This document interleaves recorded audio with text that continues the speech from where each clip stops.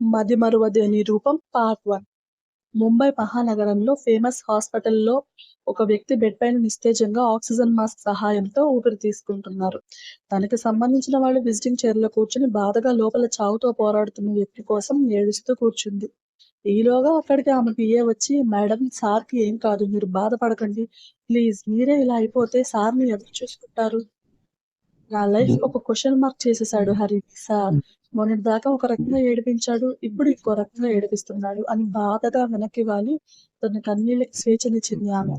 ఎప్పుడూ full of attitude తో ఉండేవాళ్ళ madam ఇప్పుడు అలా బాధపడుతుంటే తట్టుకోలేక పక్కకు వెళ్ళి ఎవరికో కాల్ చేసి తను చెప్పాలి అనుకున్నది చెప్పి ఫోన్ కట్ చేసి ఎదురుగా ఉన్న బొజ్జ గణపయ్యకి నమస్కరించాడు. స్వామి, మా సార్కి ఎలాంటి ప్రమాదం జరగకుండా చూడు అని భక్తిగా చేతులు జోడించాడు హరి. ఐసీయూ బయట మిర్రర్‌లో నుండి లోపలికి చూస్తున్న ఆమెకి, ఎందుకురా ఇలా నన్ను కాల్చుకు తింటున్నావు? ఒక్కటి గుర్తుపెట్టుకో, నువ్వు వెళ్ళిపోతే లైఫ్ లాంగ్ నిన్ను వదిలేస్తాను అనుకోకు. నీతో పాటు నేను కూడా చచ్చి నరకానికి నీ వెనకే వస్తాను.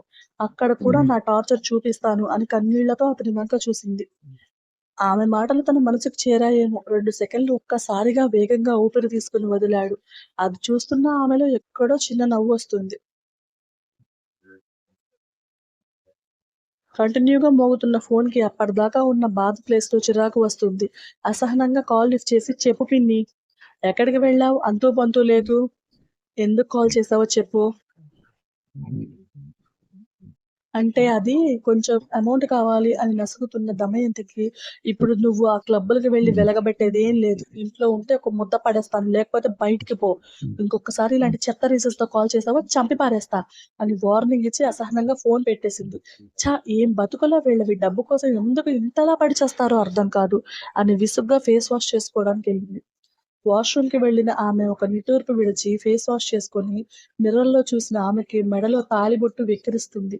ఇది ఎంత కష్టపడితే నా మెడలోకి వచ్చిందో, ఇప్పుడు నాతో ఉంటుందో, వెళ్తుందో తెలియడం లేదు అని బాధగా బయటికి వచ్చి మళ్ళీ విజిటింగ్ చైర్‌లో వెనక్కి వాలిన ఆమెకి కొన్ని గంటల క్రితం అతనితో సంతోషంగా గడిపిన క్షణాలు గుర్తు రాగానే గుండెని మెలిపెట్టినట్టుగా అనిపిస్తుంది.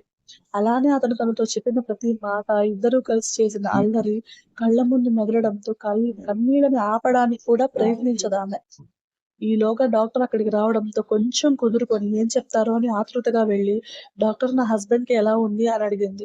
Mrs Gautam, please understand the situation. మీ హస్బెండ్ తలకి ఇప్పుడే సర్జరీ జరిగింది. 24 అవర్స్ తర్వాత అతను స్పృహలోకి వస్తే కానీ ఏం చెప్పలేం. మీరు ఒకసారి వెళ్ళి చూసిరండి. కానీ మీరు ఇలా ఎమోషనల్‌గా మాట్లాడితే అతను ఉన్న సిట్యుయేషన్ ఇంకా వరస్ట్ అవుతుంది. కొంచెం తనకి మోటివేట్ చేసేలా మాట్లాడండి. మీరు చెప్పే మాటలు అతని మైండ్‌కి రీచ్ అవుతాయని చెప్పేసి డాక్టర్ వెళ్ళిపోతాడు. మెల్లిగా డోర్ తీసుకొని లోపలికి వెళ్ళిన ఆమె తల నిండా బ్యాండేజ్‌తో ఉన్న అతన్ని చూడగానే గట్టిగా ఏడవడానికి కూడా లేని పరిస్థితికి ఇంకా కృంగిపోతుంది. ఒక్కో అడుగు వేసి అతని బెడ్ దగ్గరికి వచ్చిన ఆమె ఫేస్ ఎక్స్‌ప్రెషన్ మార్చి, ఏంట్రా పొట్లకాయ మొహమోడా, ఇప్పుడు చెప్పు, నా సంగతి తెలుస్తా అన్నావు కదా, నీకు దమ్ముంటే ఇప్పుడు లేచి రారా తేల్చుకుందాం.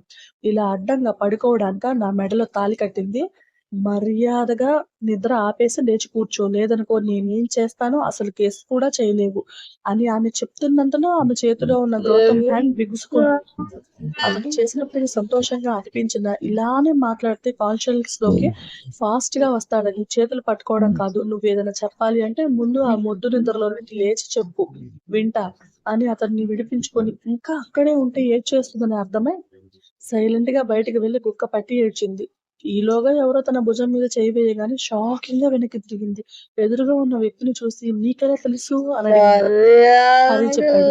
అప్పుడే అక్కడికి వచ్చిన తన పియ్యని కోపంగా చూస్తూ, గౌతమ్‌కి ఏం కాదు, నాకు ఆ నమ్మకం ఉంది, నువ్వు వెళ్ళిపో, ఈ టైంలో హాస్పిటల్‌కి రావడం కరెక్ట్ కాదు అని తన ఎదుటి వ్యక్తి బంపి చూస్తూ చెప్పింది. నేనేమి ఇక్కడ ఎవరికి సేవలు చేయడానికి రాలేదు.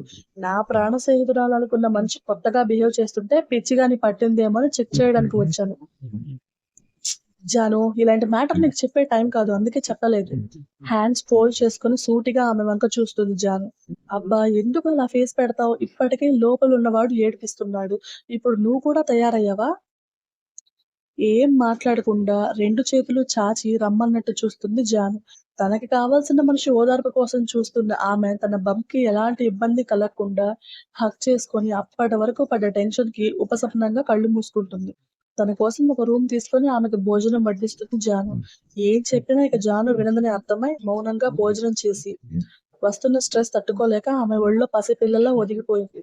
మౌనంగా ఆమె తల నిమురుతున్న జాను ఎలా జరిగింది ఇంద్ర? ఏం జరిగిందో మొత్తం చెప్పిన స్వీటీ సర్జరీ చేశారు. స్పృహలోకి వస్తే కానీ ఏం చెప్పలేము అని అంటున్నారు జాను. నాకు భయంగా ఉంది. ద గ్రేట్ ఇంద్రాణీదేవి భయపడడం ఫస్ట్ టైం చూస్తున్నాను. ఇదివరకు ఇంద్రాణి అయితే ఇలా ఉండేది కాదు. నీ అన్న నా జీవితంలోకి వచ్చి నాకు తెలియనివి పరిచయం చేశాడు అని బాధగా అంటున్న ఆమెను, మరి మా అన్నయ్య కోసం యుద్ధాలే చేసిన ఘనత నీకే దొరికింది. అలాంటిది యాక్సిడెంట్ అనగానే చిన్నపిల్లలా భయపడిపోతావా? తెలియట్లేదు జాను. మీ అన్నయ్య నా వీక్‌నెస్ అయిపోయాడే. అయినా మీరు ఇక్కడికెందుకొచ్చారు? ఏం చెప్పాలో తెలియక ఆమె మౌనంగా ఉంటే ఆమె వెడవూపుల్లో ఉన్న పంటిగాట్లకి విషయం అర్థమై అన్నయ్య నువ్వు దగ్గరయ్యారా అని సౌమ్యంగా అడుగుతుంది. బాధతో కన్నీళ్లు చెంపల్ని తడిపేస్తుంటే సమాధానం చెప్పడానికి కూడా తనకి కష్టంగా మారుతుంది. ఈ టైంలో ధైర్యంగా ఉండాలి కానీ పిరికిదానిలా ఏడవడం కాదు. నా ఇంద్ర కావాలి, టామ్ బాయ్‌లా ఉంటే దాని యాటిట్యూడ్ కావాలి అని ఆమె కన్నీళ్లు తుడిచింది. ఆమె మాటల ప్రభావంతో 2 రోజులు లేని నిద్రకి స్వాగతం పలికింది ఇంద్ర. ఇంద్ర నిద్రపోయాక ఆమెను బెడ్ పైన అడ్జస్ట్ చేసి బయటికి వచ్చిన జాను గౌతమ్‌ని చూడడానికి వెళ్తుంది. గౌతమ్‌ని చూసిన ఆమెకి పెద్ద యాక్సిడెంటే జరిగింది అని అనిపించి హరికి కాల్ చేసి విషయం క్లియర్‌గా తెలుసుకుంటుంది. కావాలని చేశారా? లేకపోతే బై మిస్టేక్ జరిగిందా? అని ఆలోచిస్తూనే ఇంద్ర దగ్గరికి వచ్చింది. నిద్రలో కూడా కలవరంగా ఉన్న ఆమె ఫేస్ చూసి నీకే ఎందుకిలా జరుగుతుంది? అని బాధగా సోఫాలో కూర్చుంది. ఇంతలో తన ఫోన్ రింగ్ అవ్వడంతో స్క్రీన్ మీద నేమ్ చూసి ఫోన్ లిఫ్ట్ చేసి హలో నీరజ్ అని బాధగా ఉన్న ఆమె గొంతుకి జాను ఏమైందిరా? ఎక్కడికి వెళ్ళావు? ఫ్లాట్ లాక్ చేసుంది అని కంగారుగా అడుగుతున్న అతన్ని హాస్పిటల్‌కి రా అని చెప్పింది. హాస్పిటల్ ఏంటి? అని ఆశ్చర్యంగా అడుగుతున్న నీరజ్ మాటకి నాకేం కాలేదు నువ్వు త్వరగా రా అని ఫోన్ పెట్టేసింది. ఆవేశంగా అక్కడికి చేరుకున్న నీరజ్ బెడ్ పైన నిద్రపోతున్న ఇంద్రాణిని చూసి జాను ఏమైంది తనకి అని కంగారుగా అడిగాడు. తనకి ఏం కాలేదండి. కానీ ఏంటో చెప్పు జాను టెన్షన్ పెట్టకు. గౌతమ్‌కి యాక్సిడెంట్ జరిగింది. ఏంటి నువ్వు చెప్పేది? ఎలా జరిగింది? ఇప్పుడు ఎలా ఉంది? తనకి అంటూ వరుస పెట్టి క్వెషన్స్ అడుగుతున్న నీరజ్‌ని గౌతమ్ దగ్గరకు తీసుకెళ్ళి తన కండిషన్ వివరంగా చెప్పి ఒకసారి మాట్లాడరండి అని జాను వెళ్ళిపోయింది. అక్కడ నర్స్ రిపోర్ట్స్ చెక్ చేస్తుండడంతో మీరు కొంచెం బయటికి వెళ్తారా? నా ఫ్రెండ్‌తో నేను పీస్‌ఫుల్‌గా మాట్లాడాలి. అలాగే సార్. ఎక్కువ స్ట్రెస్ చేసే మాటలు మాట్లాడకండి. 10 మినిట్స్‌లో వచ్చేయండి అని చెప్పేసి నర్స్ కూడా వెళ్ళిపోతుంది. ఆమె వెళ్ళాక బాధగా ఏంట్రా గౌతమ్ ఇది కష్టపడి ప్లాన్ చేసి నీ పెళ్ళాన్ని చంపాలని చూస్తే నువ్వడ్డొచ్చి దాన్ని కాపాడేశావు. డెత్ బెడ్ నువ్వెక్కడానికి రెడీ అయిపోయావు. ఏం పర్లేదు. నువ్వు పోయాక దాన్ని నా పర్మనెంట్ కీప్‌గా ఉంచుకుంటాను అని వంకరగా నవ్వుతూ అంటున్న అతని మాటలకి గౌతమ్‌లో రియాక్షన్ స్టార్ట్ అవ్వడంతో ఇక నువ్వేం చేయలేవు. నిన్నిక్కడి నుండి శ్మశానానికి పార్సెల్ చేస్తాను అని కసిగా పిడికిలి బిగించాడు. మానిటర్ సౌండ్‌కి లోపలికి వచ్చిన నర్స్ సార్ పేషెంట్‌ని ఇలా డిస్టర్బ్ చేస్తే కోమాలోకి వెళ్ళే ఛాన్స్ ఉంది. మీరు వెళ్ళండి ప్లీజ్. Sorry sister. నా ప్రాణ స్నేహితుడిని ఇలా చూడలేక కొంచెం ఎమోషనల్ అయ్యాను అనేసి మనసులో నవ్వుకుంటూ వెళ్ళిపోయాడు. నీరజ్ వెళ్ళేసరికి ఇంద్రాణి మెలకువగా ఉండడంతో ఇంద్ర అసలు ఎలా జరిగింది అని కన్సర్న్‌తో అడుగుతూ ఆమె చేతిని తాకబోయాడు కానీ ఆమె చూసిన ఒక్క చూపుకి సైలెంట్‌గా తన పని మానుకున్నాడు. జాను నువ్వు నీరజ్ ఇంటికెళ్ళండి. ఈ టైంలో నువ్వు హాస్పిటల్‌లో ఉండడం సేఫ్ కాదు. నిన్ను ఇలా వదిలేసి వెళ్ళను ఇంద్ర. ముందెళ్ళి ఫ్రెష్ అవ్వు అనేసి బలవంతంగా ఆమెను వాష్‌రూమ్‌కి పంపేసింది. నీరజ్ మాత్రం తన పని ఎలా పూర్తి చేయాలో అన్న ఆలోచనలో ఉండిపోయాడు. ఫ్రెష్ అయ్యాక ఫోన్ చూసిన ఇంద్రానికి గౌతమ్ వాళ్ళమ్మ శారద గారి నుండి చాలా మిస్డ్ కాల్స్ ఉంటాయి. ఈ విషయం అత్తయ్యకి ఎలా చెప్పాలి అని కంగారు పడుతున్న ఆమెకి ఆవిడే కాల్ చేయడంతో తప్పక లిఫ్ట్ చేసి హలో అత్తయ్య. అమ్మా ఇంద్ర ఏమైపోయారు మీ ఇద్దరు? 2 రోజుల నుండి ఒక్క ఫోన్ లేదు. ముందు గౌతమ్‌కి ఫోన్ ఇవ్వు. వాడితో మాట్లాడాలి అని ఆమె ఆరాటంగా అడుగుతుంటే, అత్తయ్య మేము ఆఫీస్ వర్క్ మీద ఢిల్లీ వచ్చాం. మేము రావడానికి ఒక నెల రోజులు టైం పడుతుంది. మీరు టెన్షన్ పడకండి. గౌతమ్ బయటికి వెళ్ళాడు. వచ్చాక నేను కాల్ చేయమని చెప్తాను అని తన బాధని గొంతులో ఆదింపెట్టి చెప్తుంది. అవునా! సరే అమ్మా ఒకసారి వాడితో మాట్లాడించమ్మా. వాడు మాట్లాడకపోతే ప్రాణం అంతా ఏదోలా ఉంది అని అన్నారు. కన్న తల్లికి బిడ్డ పరిస్థితి తెలియకపోయినా కన్న పేగుకు తెలిసిందేమో. గౌతమ్ యాక్సిడెంట్ అయిన దగ్గర నుండి అలజడిగా అనిపించి ఇంద్రాణి వాళ్ళకి కాల్స్ చేస్తూనే ఉన్నారు. కానీ గౌతమ్‌కి సర్జరీ జరిగే టైంలో ఈ లోకంలోని ఇంద్ర ఎవ్వరికీ ఫోన్ కాల్స్ పట్టించుకోరు. అలాగే అత్తయ్య మీ అబ్బాయి వచ్చాక చెప్తాను అని ఇంకొక మాట మాట్లాడినా ఏడుపు ఆపడం వల్ల కాదని ఫోన్ పెట్టేసింది. బలవంతంగా జానుని పంపేశాక హాస్పిటల్‌లో ఒక్కటే ఉండాలని డిసైడ్ అవుతుంది ఇంద్ర. హరి నువ్వు కూడా వెళ్ళిపో. మేడం ఈ టైంలో మిమ్మల్ని వదిలేసి వెళ్ళలేను.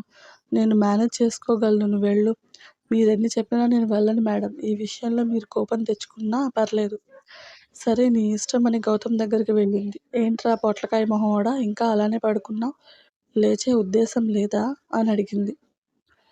హ్మ్. నా ముందు నోరు తెరిచే ధైర్యం ఎవరికీ లేదులే. ఆఖరికి నీతో సహా. గౌతంలో రియాక్షన్ లేకపోయేసరికి త్వరగా లేవరా ఇడియట్ అని తిట్టి ఏడుస్తూ వెళ్ళిపోయింది.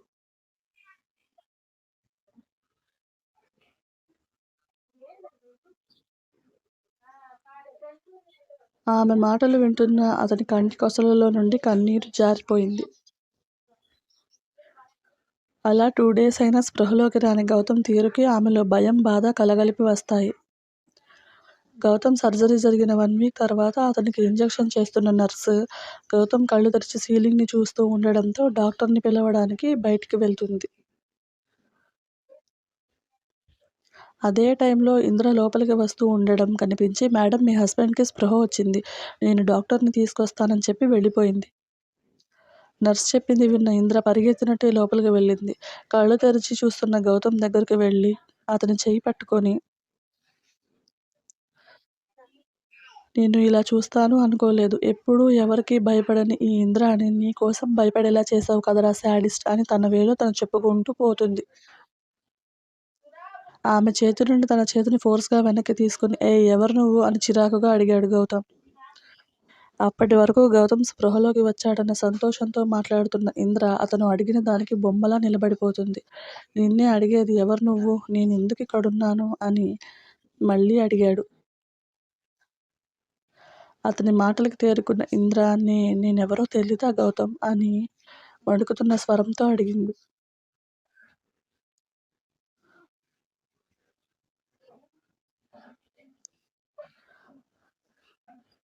తెలీదు అనే కదా అడిగింది అని విసుగ్గా అన్నాడు గౌతమ్.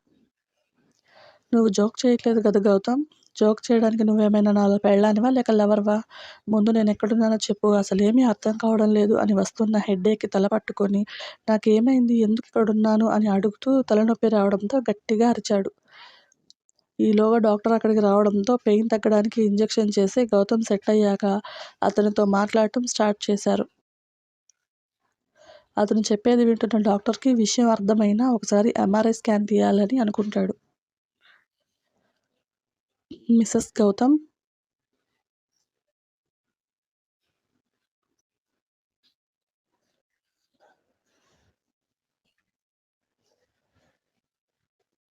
అప్పటికే గౌతమ్ బిహేవియర్‌కి తన మైండ్ మొద్దుబారిపోవడంతో తనకి డాక్టర్ మాటలు చెవికెక్కవు. మిసెస్ గౌతమ్ అని డాక్టర్ గట్టిగా పిలవడంతో ఈ లోకంలోకి వస్తుంది ఇంద్ర. డాక్టర్ నా హస్బెండ్ ఎందుకలా బిహేవ్ చేస్తున్నాడు? తనకి ఏమైంది? ప్లీజ్ చెప్పండి అని ఆవేశంగా అడుగుతున్న ఆమెని please control yourself madam. మీ హస్బెండ్‌కి కొన్ని టెస్టులు చేయాలి. అప్పుడే ఏ విషయం చెప్పగలం. గౌతమ్ బిహేవియర్‌కి తను ఎలా రియాక్ట్ అవ్వాలో అర్థం కాక అలానే బయటికి వెళ్ళిపోతుంది. డాక్టర్ ద్వారా విషయం తెలుసుకున్న హరి జానుకి కాల్ చేసి విషయం చెప్తాడు. కంగారుగా వచ్చిన ఆమెకి ఈ లోకంతో పనిలేనట్టు ఎటో చూస్తూ ఉన్న ఇంద్రని చూడగానే బాధగా ఆమె దగ్గరికి వెళ్ళి భుజం మీద చేయి వేసి పిలిచింది. జాను పిలుపుకి ఎలాంటి భావం లేకుండా చూస్తుంది ఇంద్ర. ఇంద్ర ప్రతిసారి నేను చెప్పేది ఒక్కటే. You are a strong lady. అది నీకు కూడా తెలుసు. గౌతమ్ ఎందుకు ఇలా బిహేవ్ చేస్తున్నాడో తెలిసేదాకా వెయిట్ చెయి. నువ్వే ఇలా అయిపోతే గౌతమ్ మదర్‌ని ఎలా హ్యాండిల్ చేస్తావు? ప్లీజ్ ఏడ్చి ఇంకా వీక్ అయిపోకు అని ఆమెను నార్మల్ చేయడానికి ట్రై చేస్తుంది. డాక్టర్ ఎదురుగా కూర్చున్న ఇంద్ర వాళ్ళు ఆయన ఏం చెప్తారో అని టెన్షన్‌గా చూస్తుంటే మిసెస్ గౌతమ్ నేను చెప్పేది ఆవేశపడకుండా పూర్తిగా వినండి. మీ హస్బెండ్‌కి తలకి తగిలిన దెబ్బ వల్ల మెమరీ లాస్ అయ్యారు. మళ్ళీ గతం గుర్తుకు రావాలంటే అది మీ చేతుల్లోనే ఉంది. డాక్టర్ చెప్పింది విన్న ఇంద్ర వాళ్ళు షాక్‌లోనే ఉండిపోతారు. కానీ గౌతమ్ బిహేవియర్ చూసిన ఇంద్రకి మ్యాటర్ అర్థమై ముందుగా తనే తేరుకొని నేనేం చేయాలి డాక్టర్ అని తనలో ఉన్న బాధని పక్కన పెట్టి అడుగుతుంది. జాను కూడా షాక్ నుండి తేరుకొని డాక్టర్ ఏం చెప్తారో వినాలనుకుంటుంది. మీరు వీలైనంత అతనికి తన మెమరీ రీక్రియేట్ అయ్యేలా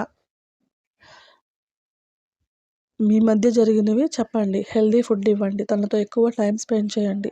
మీరు చేసే ప్రతి పని అతనికి తెలిసేలా ఎక్కడ ప్రెషర్ ఇవ్వకుండా చూసుకోండి. నేను రెగ్యులర్‌గా వచ్చి చెక్ చేస్తాను. మొత్తం విన్న ఇంద్రకి ఆఫీస్‌కి టైం తగ్గించాలని, తన హస్బెండ్‌కి టైం ఇవ్వాలన్న విషయం అర్థమవుతుంది.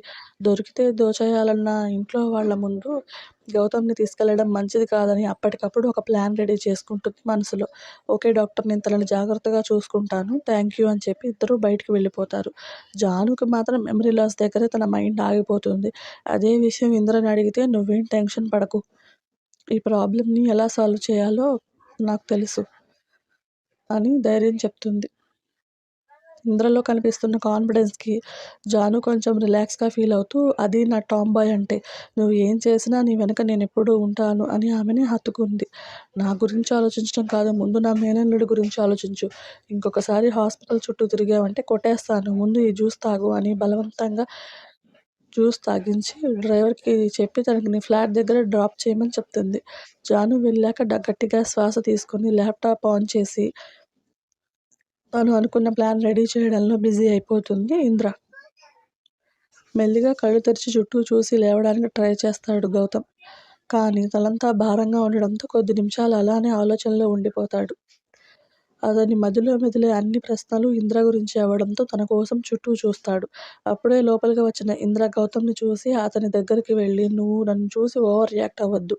ప్లీజ్, ఏం జరిగిందో నేను నీకు వివరంగా చెప్తాను. హాస్పిటల్‌లో ఉన్నన్ని రోజులు నా మాట విని ట్రీట్మెంట్‌కి సహకరించు" అని అభ్యర్థనగా అడుగుతుంది. ఏమనుకున్నాడో ఏమో కానీ సరే అన్నట్టు తలూపి "నేనొక క్వెషన్ అడుగుతాను. ఆన్సర్ ఇస్తావా" అని ఆమెను చూస్తూ అడిగాడు. "అడుగు. మనిద్దరి రిలేషన్ ఏంటి? మనసులో ఉన్న బాధ బయట పెట్టకుండా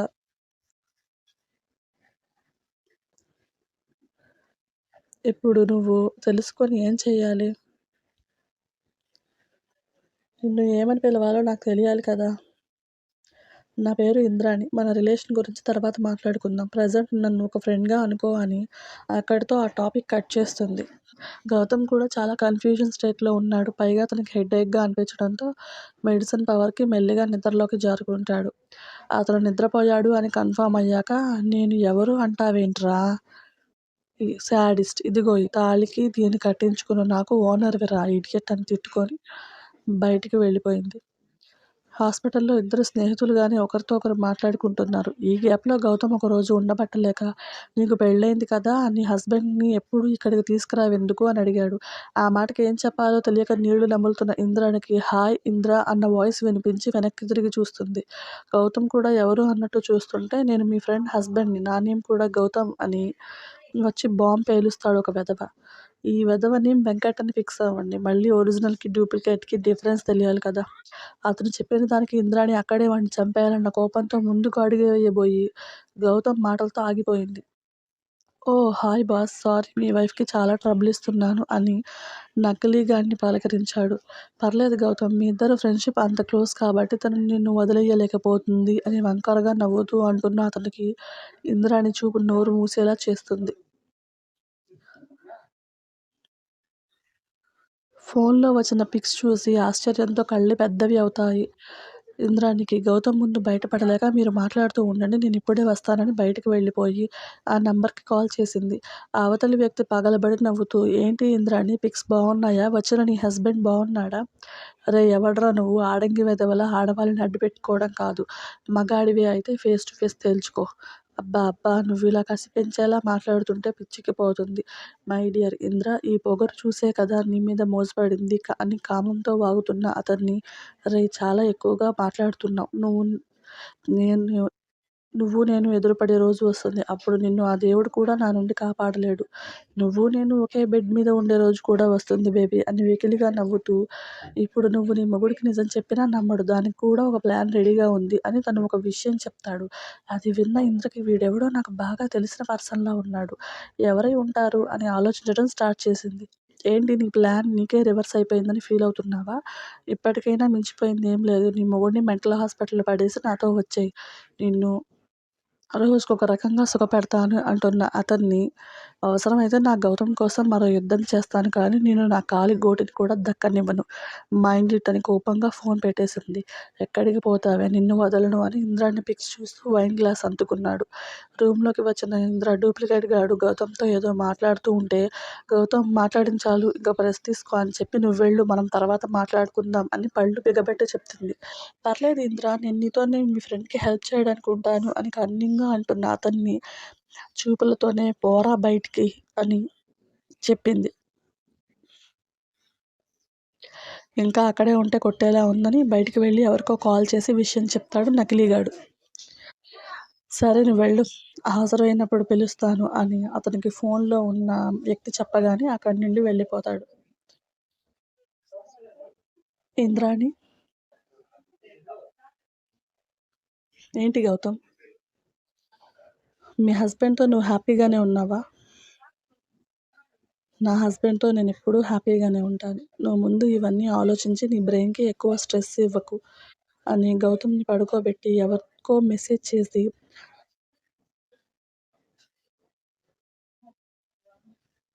అతని పక్కన కూర్చొని తన పరిస్థితికి ఏం చేయాలో అర్థం కాక ఆలోచిస్తుంది. ఆలోచిస్తూ గౌతమ్ వంక చూసిన ఆమెకి లైఫ్ లాంగ్ నీతో కలిసి బ్రతకాలని ఏదైతే చేశానో ఇప్పుడు అదే మన మధ్య దూరాన్ని తీసుకొచ్చేలా ఉంది అని గతంలోకి వెళ్ళింది.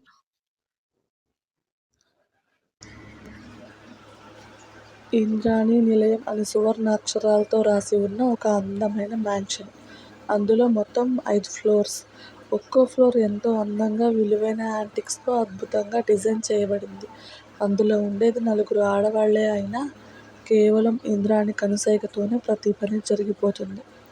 ఇంద్రాణి ఫాదర్ వీరేంద్ర ప్రతాప్ గారు ఎంతో ఇష్టపడి ప్రేమించి పెళ్లి చేసుకున్న తన సతీమణి భాగ్యలక్ష్మి గారు ఇంద్రాణి పుట్టిన సంవత్సరానికే యాక్సిడెంట్లో చనిపోవడంతో ఆ బాధను తట్టుకోలేక మందుకు బానిస అవుతారు. అదే అదునుగా చూసి వీరేంద్ర గారి మేనమామ కూతురు అయిన దమయంతి ఆస్తి మీద కోరికతో ఇంద్రాణి బాగోగులు చూసుకుంటూ ఆయన కళ్ళలో మంచిగా దానిగా కనిపిస్తుంది.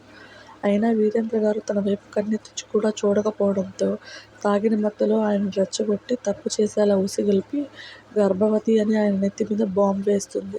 తప్పు చేశాను అనే అపరాధ భావంతో దమయంతిని పెళ్లి చేసుకున్న వీరేంద్ర గారు ఇంద్రాణికి అమ్మగా ఉంటుందని ఆశపడ్డారు. కానీ దమయంతికి పాప పుట్టాక ఇంద్రాణిని పూర్తిగా గాలికి వదిలేస్తుంది. ఒకరోజు ఆకలితో ఏడుస్తున్న ఇంద్రాణిని పట్టించుకోకుండా తన గదిలో నిద్రపోతున్న దమయంతి తీరుకి ఇద్దరి మధ్య మాటల యుద్ధం మొదలవుతుంది. అది కాస్త ఇద్దరు వేరువేరు గదులు అవ్వడంతో ఇంద్రాణికి అన్నీ ఆయన దగ్గరుండి చూసుకుంటారు. వీరేంద్ర గారి తల్లిదండ్రులు ఎప్పుడో చనిపోవడంతో ఇంద్రాణి బాధ్యత ఎవరి మీద వేయలేక ఆయనే ఆఫీసులో పనులు, ఇంట్లో ఇంద్రాణి పనులు చూసుకుంటూ ఉంటారు. అదే టైంలో భాగ్యలక్ష్మి గారి అమ్మగారు ఇంద్రాణిని చూడాలని ఒకసారి వచ్చి అక్కడ జరుగుతున్న దాష్టికం చూడలేక వీరేంద్ర గారికి పాపని తీసుకెళ్ళిపోతానని అడుగుతారు. వీరేంద్ర గారు అందుకు ఒప్పుకోకపోగా ఆవిడని ఇక్కడే ఉండమని అభ్యర్థిస్తారు.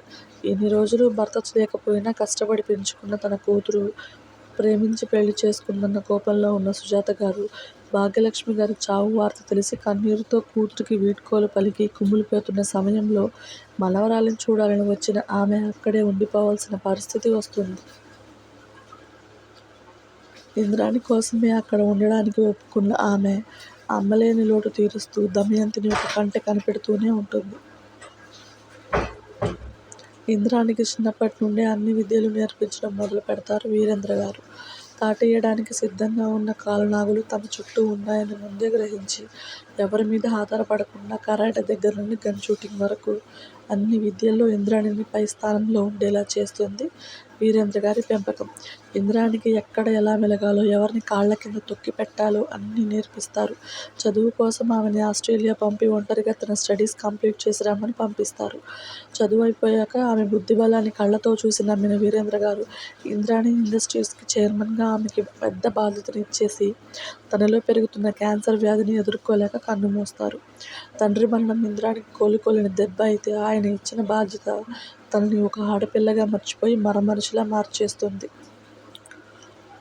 దమయంతి విషయానికొస్తే ఏ ఆస్తి కోసమైతే వీరేంద్ర గారితో తప్పు చేసిందో దానికి సాక్ష్యంగా పుట్టిన బిడ్డని ఆ ఇంటి మహారాణిగా చూడాలని ఆశపడి చాలా ప్రయత్నాలు చేసింది. కానీ వీరేంద్ర గారి ముందు జాగ్రత్త వల్ల తన ఆటలు సాగలేదు. కన్న కూతురైన వనజకి కూడా తన కుటిల బుద్ధిని నూరిపోసి ఎప్పుడూ తండ్రి అంటే అసహ్యం, ఇంద్రాణి అంటే పగ పెంచుకునేలా చేసింది దమయంతి. వీరేంద్ర గారు ఇంద్రాణిని, వనజని ఒకేలా చూసినా దమయంతి మాటలతో ఇంద్రాణి అంటేనే ఆయనకి ఇష్టం అని గుట్టిగా నమ్మేసింది వనజ. ఆ కోపంతోనే తండ్రి చనిపోయినా పెద్దగా పట్టించుకోలేదు. దమయంతి మాత్రం క్లబ్బుల్లో గడవడం అలవాటు చేసుకుంటే వనజ పబ్బుల్లో ఎగరడం అలవాటు చేసుకుంది. ఇంద్రాణికి వాళ్ళు అడిగింది ఇవ్వడం తప్ప ఎందుకు అని క్వశ్చన్ వేయడం కూడా ఇంట్రెస్ట్ లేదు. ఎందుకంటే వాళ్ళ షేర్స్లో వచ్చే ప్రాఫిట్ మాత్రమే ఇస్తుంది కాబట్టి. ఆస్తి అంతా ఈక్వల్గా కాకుండా ఇంద్రాణికి 70%, వనజకి 20%, దమయంతికి 10% మాత్రమే రాశారు వీరేంద్ర గారు. అది తెలిసి వనజ వీరేంద్ర గారితో గొడవకి దిగినా ఇంద్రాణి గన్ ఆమె వైపు గురి పెట్టడంతో అమ్మ కూతుర్లు గప్చుప్ అయిపోతారు. సుజాత గారి పని ఇంద్రాణికి కావాల్సినవి చూసుకోవడం తప్ప ఆ ఆస్తిలో చిల్లి గవ్వ కూడా తీసుకోరు. తన మనవరాలి కోసమే బ్రతుకుతున్న ఆవిడ చివరి కోరిక ఇంద్రాణికి మంచి అబ్బాయితో పెళ్లి జరగడం. ఆవిడ కల ఎప్పుడు నిజమవుతుందో అని ఎదురు చూస్తున్నారు. ఇంద్రాణికి ఉన్న ఒకే ఒక్క స్నేహితురాలు జాహ్నవి. ఇద్దరూ చిన్నప్పటి నుండి ఒకే క్లాస్ అవ్వడం వల్ల వాళ్ళ బాండింగ్ ఎంఎస్ చేయడంతో పాటు ఇప్పటికీ కలిసి ఉండేలా చేస్తుంది. జాను దగ్గర మాత్రమే తన ఫీలింగ్స్ అన్నీ బయట పెడుతుంది ఇంద్రాణి. ఎవరికీ చెప్పుకోలేనివి ఆమెతోనే పంచుకుంటుంది. ఇక గౌతమ్ విషయానికి వస్తే చిన్నప్పుడే తండ్రి ఆరోగ్యం బాగాలేక చనిపోతే వాళ్ళ అమ్మ శారద గారు కష్టపడి గౌతమ్ని చదివించి మంచి స్థాయిలో నిలబెడతారు.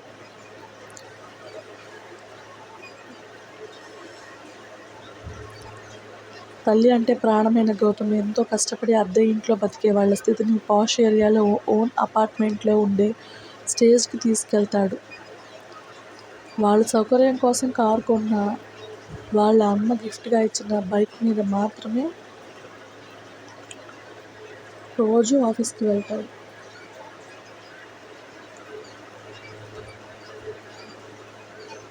గౌతమ్ని పెళ్లి చేసుకోమని శారద గారు చెప్తున్నా వాళ్ళ అమ్మని చక్కగా చూసుకునే అమ్మాయి కోసం వెయిట్ చేస్తున్నాడు. ఉదయం 6 గంటలు. సుప్రభాతం వినాల్సిన సమయంలో జిమ్లో నుండి మ్యూజిక్ వినిపిస్తుంటుంది. సుజాత గారు పూజ చేసి ఇద్దరి కోసం జ్యూస్ తీసుకొచ్చి ఇస్తూ, అమ్మా ఇంద్ర, సాయంత్రం తొందరగా వస్తావా? ఎందుకు గ్రాని? రేపు శ్రావణ శుక్రవారం, కొంచెం షాపింగ్ చేయాలి. నాతో అవ్వదు గ్రాని, గోపిని పంపిస్తాను వెళ్ళు. ఆడపిల్ల అన్న విషయం గుర్తు చేద్దామనేగా నేను షాపింగ్కి రమ్మంటుంది అని నిష్ఠూరంగా అంటున్న సుజాత గారిని నవ్వుతూ దగ్గర తీసుకుని, మై డియర్ గ్రాని, నేను ఆడపిల్లని అని గుర్తు చేయాల్సిన అవసరం ఏమొచ్చింది నీకు? పెళ్ళి అనేది ఒకటి ఉంటుంది అన్న విషయం మర్చిపోతావని నా బాధ. ఇప్పుడు పెళ్లి చేసుకొని ఎవరిని ఉద్ధరించాలి నేను? ఎవరినో ఉద్ధరించడానికి కాదే రాకాసి, నువ్వు పెళ్లి చేసుకొని పిల్లా పాపలతో సంతోషంగా ఉంటే చూడాలనేది నా చివరి కోరిక. నీకు పిల్లా పాపలు కావాలంటే ఎవరినైనా దత్తత తీసుకో, ఏ లోటు లేకుండా పెంచుకుందాం. అంతేకాని నన్ను పెళ్లి చేసుకోమని గోల చేయకు. నీకు పుట్టే పిల్లల్ని అడిగాను, ఎవరికో పుట్టిన వాళ్ళని కాదు అని అలిగినట్టు మొహం పెట్టిన ఆవిడ బుగ్గ మీద ముద్దు పెట్టి, గ్రాని, నాకు సెట్ అయ్యే అబ్బాయి దొరికితే తప్పకుండా పెళ్లి చేసుకుంటాను. ఇప్పుడు నాకు పెళ్లి చేసుకునే టైం లేదు, ఇంట్రెస్ట్ అంతకన్నా లేదు. నాకు ఆఫీస్ టైం అవుతుంది అని ఆవిడకి మాట్లాడే అవకాశం ఇవ్వకుండా వెళ్ళిపోయింది ఇంద్రాణి. భగవంతుడా, నేను పోయేలాగా దీన్ని పెళ్ళయ్యేలా చూడు స్వామి అని బాధగా కిచెన్ వైపు కదిలారు. అమ్మా ఇంద్రాణి, టిఫిన్ చేస్తున్నది తలెత్తి పైకి చూడగా ఎదురుగా ఉన్న దమయంతి మొహం చూసి చిరాగ్గా, ఏంటి టిఫిన్ చేస్తున్నావా? లేదు, గాడిదలు కాస్తున్నాను. నువ్వు కూడా మీ బంధువులతో మాట్లాడతావా? తనని గాడిద అన్నందుకు ఏమాత్రం ఫీల్ అవ్వకుండా, హిహి, అది కాదమ్మా, బ్యాంక్లో బ్యాలెన్స్ లేదు, నువ్వు కొంచెం ఆ సంగతి చూస్తే. ఎందుకుంటుంది, రోజుకి లక్షలకి లక్షలు పేకాట్లో తగలేస్తే అని వెటకారంగా అంటున్న సుజాత గారిని మింగేసేలా చూస్తూ, అదేం లేదు పెద్దమ్మ, మా క్లబ్ తరపున మేము చాలా సేవా కార్యక్రమాలు చేస్తాం, వాటి కోసమే అమౌంట్ అడుగుతున్నాను అని పళ్ళన్నీ బయట పెట్టి అడుగుతుంది. గ్రాని, నువ్వు ఆగు, పొద్దున్నే గోల మనకి మామూలేగా అని. నువ్వు వెళ్ళు, నేను పంపిస్తాను అని దమయంతిని పంపేసింది. ఎందుకే వాళ్ళకలా లక్షలకి లక్షలు ఇచ్చి నాశనం చేస్తావు? నువ్వేమో గొడ్డులా కష్టపడి సంపాదిస్తుంటే వీళ్ళేమో మంచం నెల వాటిని ఖర్చు పెడుతున్నారు అని అసహనంగా అడిగారు. గ్రాని, వాళ్ళ షేర్లో వచ్చే మనీ మాత్రమే నేను ఇస్తుంది. డాడీ ఇచ్చిన బాధ్యత వీళ్ళు కూడా తప్పదు వదిలేయని తినడం అయిపోవడంతో ఆఫీస్కి వెళ్ళిపోతుంది. బాస్ ఎంట్రీ చూస్తున్న స్టాఫ్ లేడీ లైన్ వస్తుందిరా బాబోయ్ అని ఎవరి సీట్స్లో వాళ్ళు ఫెవికాల్ వేసి అతికిచ్చినట్టు కూర్చుంటారు. స్టాఫ్ గుడ్ మార్నింగ్ చెప్తున్నా పట్టించుకోకుండా తన క్యాబిన్కి వెళ్ళిన ఇంద్రాణి తన పిఏ అయిన హరికి కాల్ చేసి తన క్యాబిన్కి రమ్మంటుంది. Good morning madam. Morning Hari. Today మీ షెడ్యూల్ చెప్పమంటారా? ముందు మనిద్దరికి కాఫీ చెప్పు హరి. తల పగిలిపోతుంది. అందుకే మేడం పనికిరాని వాళ్ళ గురించి పట్టించుకోకూడదు అని కాఫీ ఆర్డర్ చేశాను. మా గ్రామి అప్పుడే నీకు మూసేసిందా? పెద్ద మేడం చెప్పాల్సిన పని లేదండి. మీరు రాగానే ఆఫీస్ వర్క్ గురించి అడుగుతారు కానీ ఇప్పుడు కాఫీ అన్నారు అక్కడే అర్థమైపోతుంది. ఇంట్లో మీకు కాఫీ తాగి మూడ్ పోగొట్టారని. భలే గెస్ చేస్తావు హరి అని నవ్వుతూ కాఫీ కప్ అందుకుంది. తన వర్క్ స్టార్ట్ చేసిన ఆమెకి సడన్గా ఫోన్ రావడంతో హరితో కలిసి తన కంపెనీ ప్రెస్టీజియస్ ప్రాజెక్ట్స్ కన్స్ట్రక్షన్ స్పాట్కి వెళ్ళి అక్కడికి వచ్చి ఏం జరిగింది అని ఇంజనీర్స్ అందరినీ వరుసపెట్టి నిలబెట్టి అడుగుతుంది. మేడం ఇది గవర్నమెంట్ ల్యాండ్ అంటూ కొంతమంది ఆఫీసర్స్ వచ్చి వర్క్ని ఆపేసి ఇప్పటి వరకు మనం పూర్తి చేసిన బిల్డింగ్ కూడా కొలాప్స్ చేయాలని క్రెయిన్తో డ్యామేజ్ చేయబోయారు. ఎలాంటి నోటీస్ లేకుండా పగలగొట్టడం కరెక్ట్ కాదని ఎంత చెప్పినా వినలేదు. అడ్డొచ్చిన ఇంజనీర్స్ని కూడా కొట్టారు అని చెప్తున్న ఇన్ఛార్జ్ని శరత్ ఎవరికి ఎలాంటి ట్రీట్మెంట్ చేయించాలో మన హాస్పిటల్కి తీసుకెళ్ళి చేయించండి. అలాగే వాళ్ళకి 2 months శాలరీ అండ్ లీవ్ కూడా ఇచ్చేసి కంప్లీట్ క్యూర్ అయ్యాక మన కంపెనీలో జాబ్ చేయాలనుకుంటే రమ్మని చెప్పండి. లేకపోతే లీవ్ ఇట్ అనేసి ఎవరికో ఫోన్ చేసి పక్కకు వెళ్ళిపోయింది. నమస్కారం ఇంద్రాణి దేవి. సంస్కారం లేనివాడు నమస్కారం చెప్తుంటే వికారంగా ఉంది ఎమ్మెల్యే. ఇలాంటి రాటుకెళ్ళి శివండితో సంస్కారంగా ఉండాలంటే చాలా కష్టం. సోదాపి కొత్త నాటకం ఎందుకో చెప్పు. అంటే మీ ప్రాజెక్ట్ ప్రాఫిట్లో 10% నాకు ఇచ్చేస్తే ఆ ప్రాజెక్ట్ కంప్లీట్ అయ్యే వరకు ఏ ఆఫీసర్స్ మళ్ళీ మీ జోలికి రాకుండా చూసుకునే బాధ్యత నాది. ఇవ్వకపోతే ఆ ప్రాజెక్ట్ ఆపేసే బాధ్యత కూడా నాదే. సరే లాస్ట్ టైం చెప్తున్నాను ఒకసారి ఆలోచించుకో. తర్వాత జరిగే పరిణామాలకి నేను బాధ్యురాలిని కాదు. ఈ తాటాకు చప్పుళ్ళకి భయపడేవాడు కాదు ఏకలింగం. నువ్వే బోడిలింగం అయితే నాకెందుకు? నీకొక వీడియో వచ్చింది. అది చూశాక నేను నెక్స్ట్ మూమెంట్ డైరెక్ట్గా నా కాళ్ళ మీద వచ్చి పడాలి. పగటి కలలో వద్దు ఇంద్రమ్మ. కొద్దిసేపట్లో పగలే చుక్కలు కనిపిస్తాయి లింగం అని ఫోన్ పెట్టేసి ఆ ఆఫీసర్స్ దగ్గరికి వెళ్ళింది. ఆఫీసర్స్ మీ వర్క్కి నేను అడ్డురాను కానీ మీరు జస్ట్ 10 minutes ఆగండి. ఆ తర్వాత మీ ఇష్టం. ఇంద్రాణిలో కాన్ఫిడెన్స్కి ఆఫీసర్స్ 30 minutes వెయిట్ చేయక తప్పదు. కరెక్ట్గా 29th minute ఊడిపోతున్న లుంగిని సర్దుకుంటూ పరిగెత్తినట్టే వస్తాడు లింగం. ఏ ఆఫీసరు ఆగవయ్యే బాబు, నేను చెప్పేదాకా ఇక్కడ ఒక్క రాయి కూడా కదలకూడదు అనేసి అమ్మ ఇంద్రాణి ఏదైనా లోపలికి వెళ్ళి మాట్లాడుకుందాం పదమ్మా ప్లీజ్ అని పరువు ఎక్కడ మూసీలో కలిసిపోతుందో అని రిక్వెస్ట్ చేస్తాడు. సైలెంట్గా ఆఫీస్ రూమ్లోకి వెళ్ళి చైర్లో కాలు మీద కాలు వేసుకొని కూర్చున్న ఆమె కాళ్ళ దగ్గర కూర్చొని ఇంద్రమ్మ ఇలాంటి వీడియోలు 4 గోడల మధ్యలో ఉండాలి కానీ పబ్లిక్ చేయకూడదమ్మా. నేను నా ఫోన్లో సీక్రెట్గా ఉంచాను.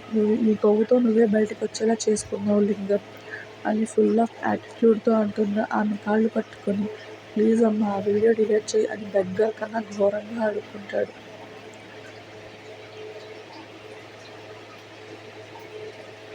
నాకు డిలీట్ చేయాలని ఉంది లింగం, కానీ మళ్ళీ వేరే ఆఫీసర్స్ రారు అని గ్యారంటీ ఉంది. నా కీప్ మీద ఒట్టమ్మా. ఏ ఆఫీసర్ని కన్స్ట్రక్షన్ దరిదాపుల్లోకి రాను. ఆ ఒట్టును అలానే మెయింటైన్ చేయి. వీడియో నా దగ్గర భద్రంగా ఉంటుంది. ఫ్యూచర్లో నువ్వు తోక జడించకపోతే నేను డిలీట్ చేస్తాను. ఇంద్రాణి మాటంటే అదే ఫిక్స్ అవుద్దని నీరుగారిపోతూ లేచి బయటికి వెళ్ళి ఏం చెప్పాలమ్మా అని అడుగుతాడు.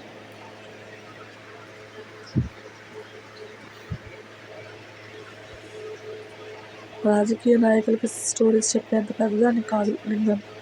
నువ్వే ఏదో ఒకటి అల్లేసి నా కంపెనీ మీద ఎలాంటి బ్లాక్ మార్క్ లేకుండా చేసి, లేకపోతే వీడియో సోషల్ మీడియాలో హాట్ టాపిక్ అవుతుంది. నువ్వు అలాంటి నిర్ణయాలు తీసుకోకమ్మా. నేను ఏదో ఒకలా వాళ్ళని పంపిస్తాను. వెరీ గుడ్ లింగం గో అనేసి కూల్గా కూర్చుంటుంది. బయటికి వచ్చి తనకి అనుకూలంగా ఇంద్రాణి కంపెనీకి ఎలాంటి బ్లాక్ మార్క్ లేకుండా ఆఫీసర్స్ని మేనేజ్ చేసి ఇంద్రాణి వంక చూస్తాడు.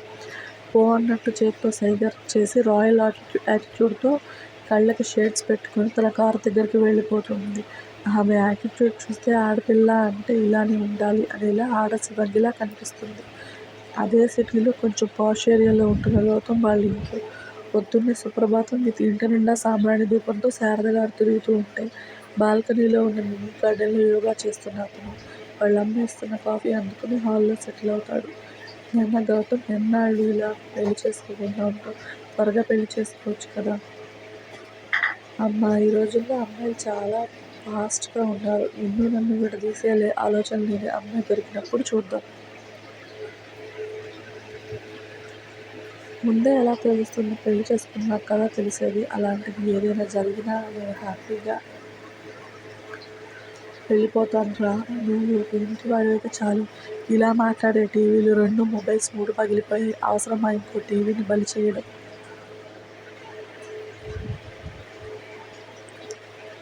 అబ్బా, నీకు కోపం వస్తే ఎవరు ఆపలేరురా. నీ పెళ్ళాం ఎలా వేగుతుందో ఏంటో.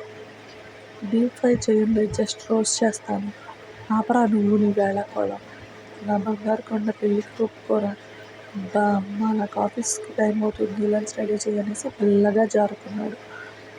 వీడికి ఈ మధ్య తప్పించుకోవడం బాగా అలవాటైపోయింది అని చిరుకోపంగా అనుకుంటూ గౌతమ్కి లంచ్ రెడీ చేయడానికి వెళ్ళిపోయారు.